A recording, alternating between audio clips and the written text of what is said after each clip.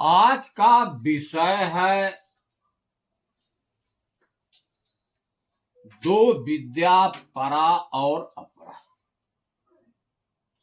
हमारे भारतवर्ष में आज से नहीं, बहुत पहले से दो प्रकार की विद्याएं चल रही हैं, जिसको एक परा नाम से कहा जाता है और दूसरा जो है अपरा। परा विद्या को ही आत्म विद्या कहा जाता है, अपरा विद्या को प्रकृति का विद्या। इन दोनों को कहने वाला एक मानव ही है, मनुष्य ही।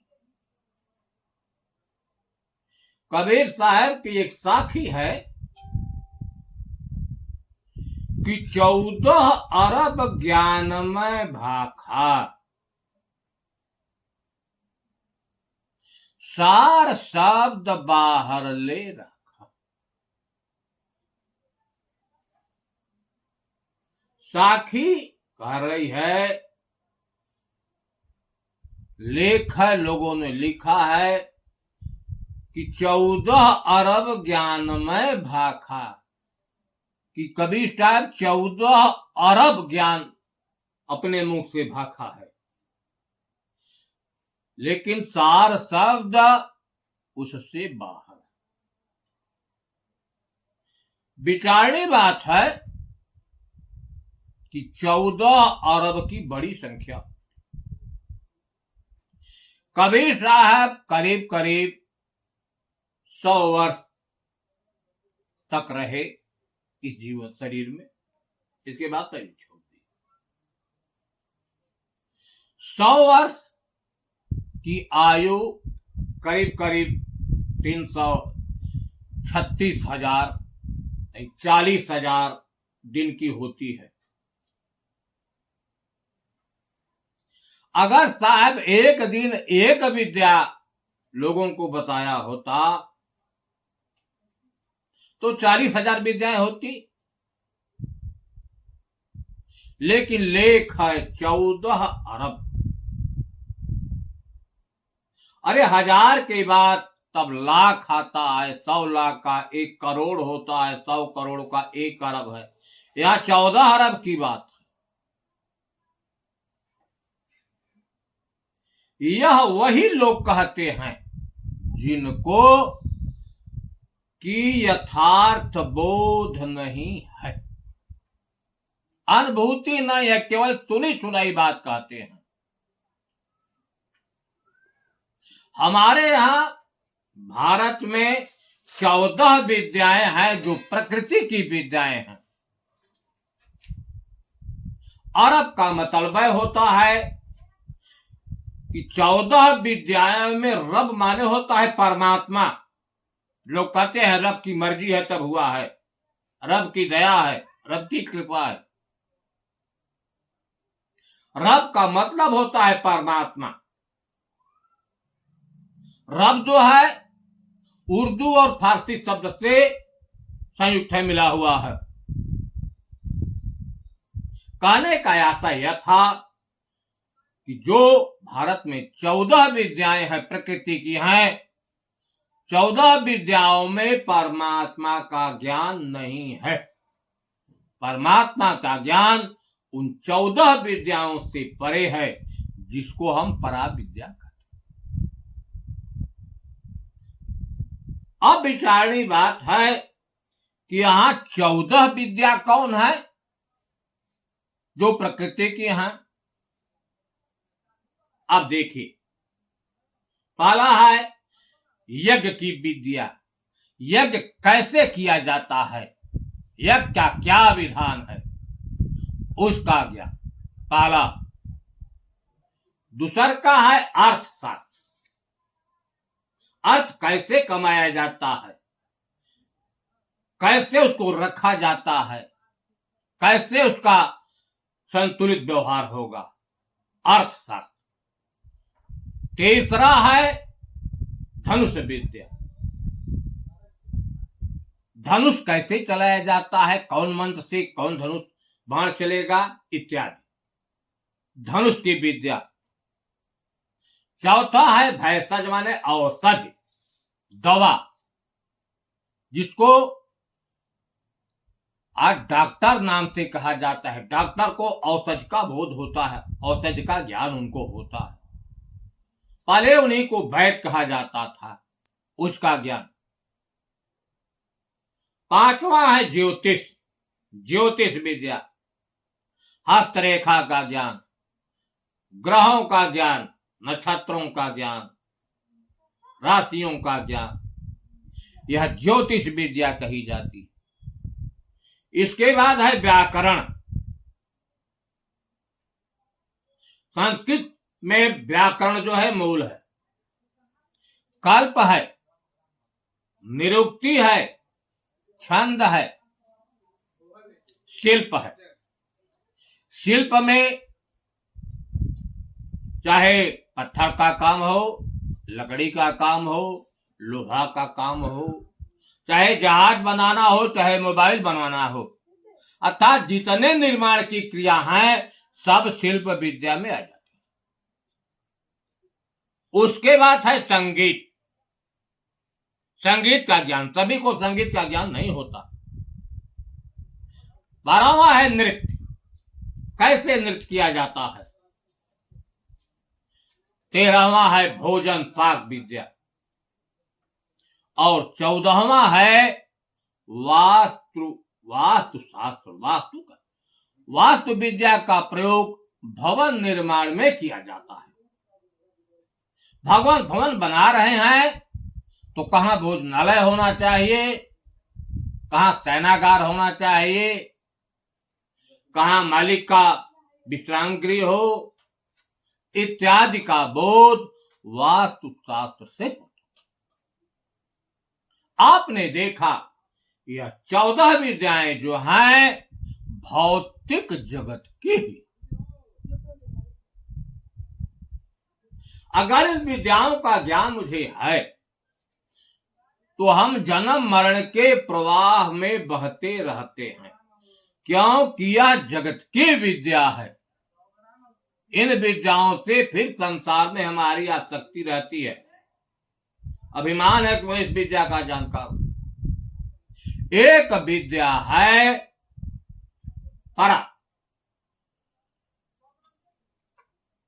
परा वह विद्या है कि हम कैसे संसार सागर से पार होंगे, भव सागर से कैसे पार होंगे, इसका ज्ञान जो है इन 14 विद्याओं में नहीं है। 14 विद्याओं से परे है, जिसको कबीर साहब ने कहा कि सार शब्द बाहर लेखा रखा। शब्दों में जो सार है, शब्द का संबंध है प्रकृति से, माया से। यह शरीर प्रकृति के तत्वों से बना है, इसमें सार है आत्म, चेतन जीव, उसका ज्ञान। हम कैसे भवसागर से पार होंगे, अब हम इस पर विचार करें। यह शरीर आप देख रहे हैं कि 5 तत्वों से बना है, वायु अग्नि जल पृथ्वी, इसमें खाली जो है आकाश है। 5 तत्व मान लिया जाता है कि 5 तत्वों से बना है। इस शरीर में 5 ज्ञानेंद्रियां हैं, 5 कर्मेंद्रियां हैं। इस शरीर में 10 प्राण हैं। प्राण व अपान समान व्यान उदान। प्राण वायु से श्वासा चलती है, अपान वायु शरीर से बाहर निकलता है, जैसे मल है, मूत्र है, पेशाब है, अर्थात शरीर से जो बाहर निकलता है वह अपान वायु को क्रिया। व्यान वायु दौड़ना, हाथों को फैलाना, मोड़ना, तैरना। उदान वायु उठना और समान वायु बैठना। या 10 स्थानों की क्रिया 10 वायु से होता है, 5 वायु से। इसके बाद है कूर्म वायु, जिससे पलकें छपती हैं, खुलती हैं। क्रैंकल वायु, जिससे छींक आता है। शेष वायु, जिससे ढकार आता है। और देवदत्त वायु, जिससे जमाई आती है। एक वायु है धनंजय, जिससे शरीर में सूजन हो जाता है। धनंजय वायु का जब प्रकोप होता है, शरीर फूल जाता है। आपने देखा इतने लोग इस शरीर में हैं, इतने समुदाय से शरीर है, लेकिन शरीर में रहने वाला कौन है? हम इसको भी देख लें। इस शरीर में रहने वाला एक आत्म है, जिसको जीव भी कहते हैं, चेतन भी कहते हैं, राम भी कहते हैं, ब्रह्म भी, हरि भी, एक ही के अनेक नाम। दूसर की उसकी माया शक्ति है, जो सारे कार्यों को करने वाली है। उसी को मन, चित्त, बुद्धि, अहंकार भी कहा जाता है। लेकिन मन, चित्त, बुद्धि, अहंकार का संबंध जो है, यह जीव की माया शक्ति है, चेतन की माया कहा गया है। अर्थात इनका संबंध प्रकृति से है।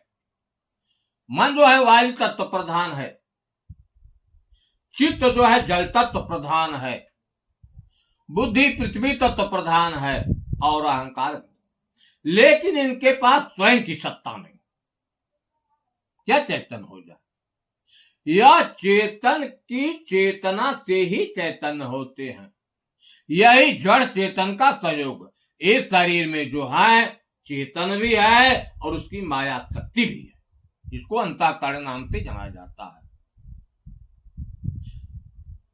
प्रकृति के पास स्वयं की सत्ता नहीं है, लेकिन चेतन की सत्ता से चेतन होता है। कैसे? प्रमाण में देखें।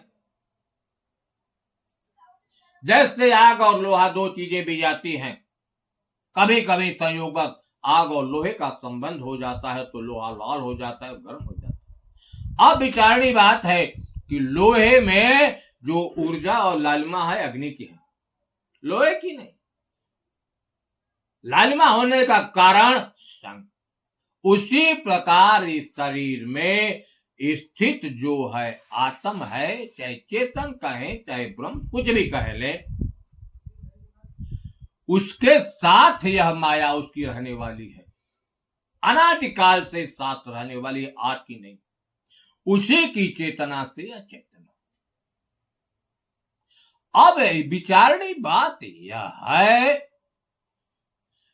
कि क्यों बार बार जन्मते हैं और मरते हैं। बड़ा विद्या के यही है कि हम क्यों बार बार जन्मते मरते, का कारण क्या है, कैसे हम संसार से पार होंगे। अब विचार इस पर करना है। थोड़ा महापुरुषों के विचारों को हम देखें कि हम क्यों बार बार जन्म लेते हैं।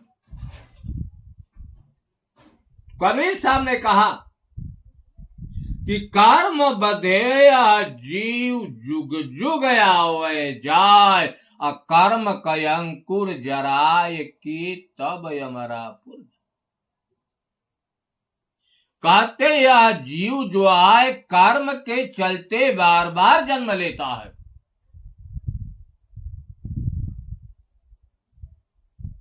दूसर की साखी कि 5 तत्व लय तन किन्हा। 5 तत्व से बना तुम्हारा शरीर है, तुमने शरीर को लिया। सो तन लय का किन्हा, तुमने लेकर क्या किया? कर्म के बस जीव कहता है, कर्म के तुमने बार बार कर्म किया।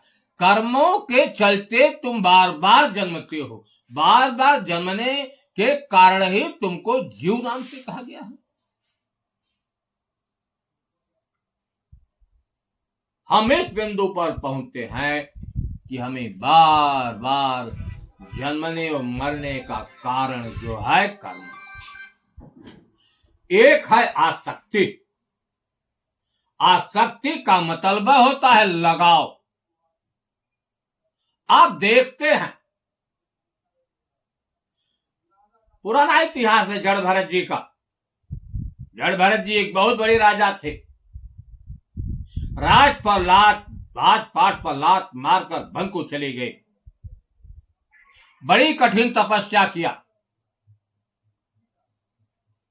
लेकिन क्या हुआ, उनका लगाव एक हिरण की बच्ची से हो गया, आसक्ति हो गई।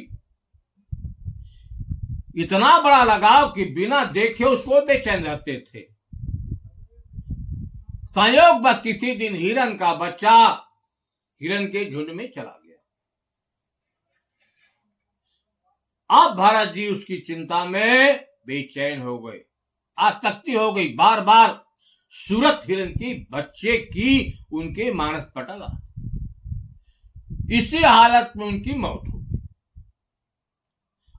आसक्ति दोष के कारण उनको बार बार फिर उनको हिरण का जन्म लेना पड़ा।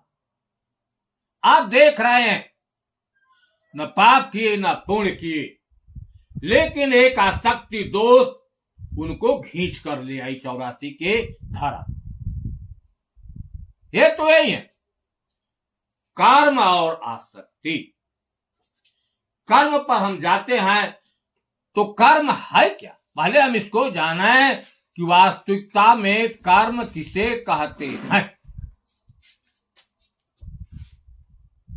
यह शरीर आप देख रहे हैं 5 तत्वों का है, इसमें मन है, बुद्धि है।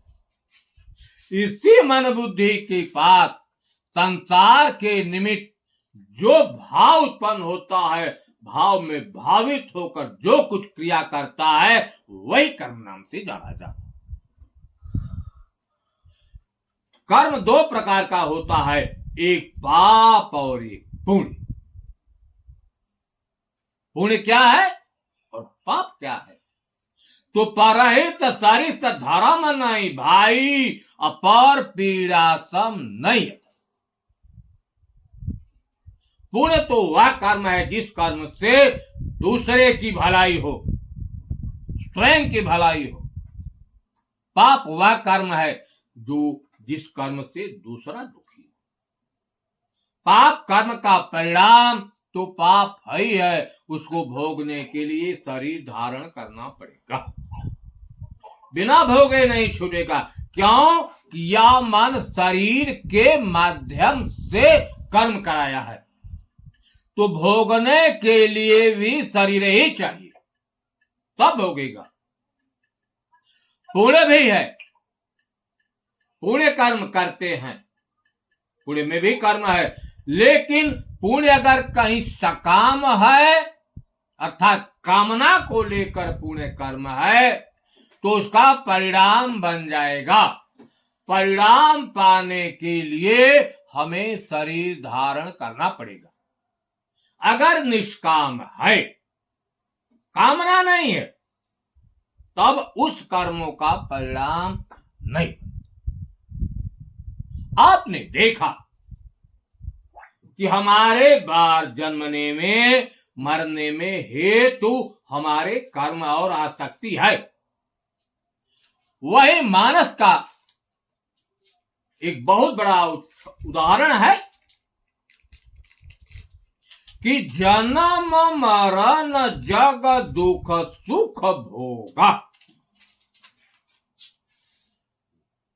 जन्म इस संसार में जन्मना और मरना, सुख और दुख, हानि लाभ, प्रिय का मिलन और वियोग, और कर्म काल, कर्म के ही बस होते हैं।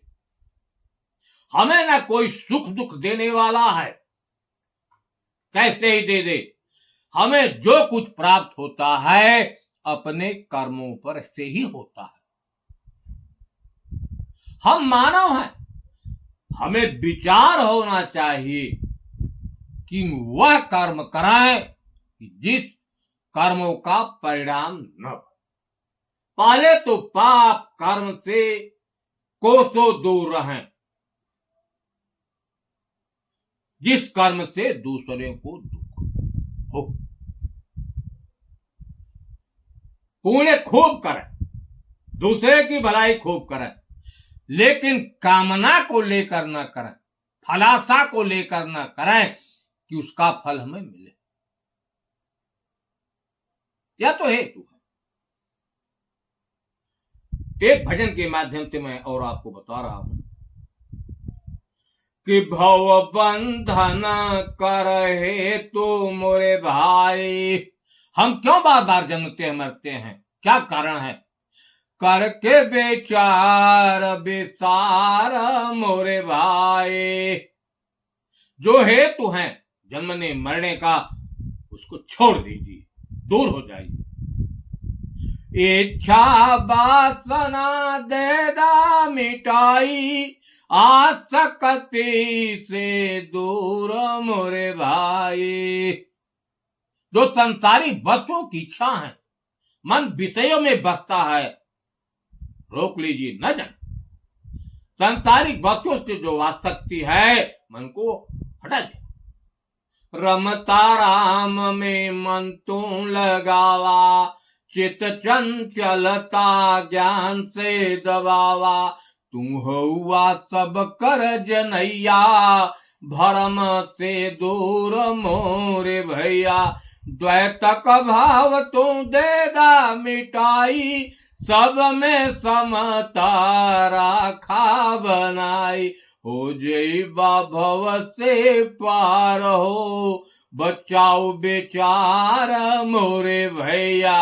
आपने देखा यह भव बंधन से छूटने का रास्ता, इसको हम पराविद्या के नाम से जानते हैं। इसी को गीता में पराविद्या कहा गया है।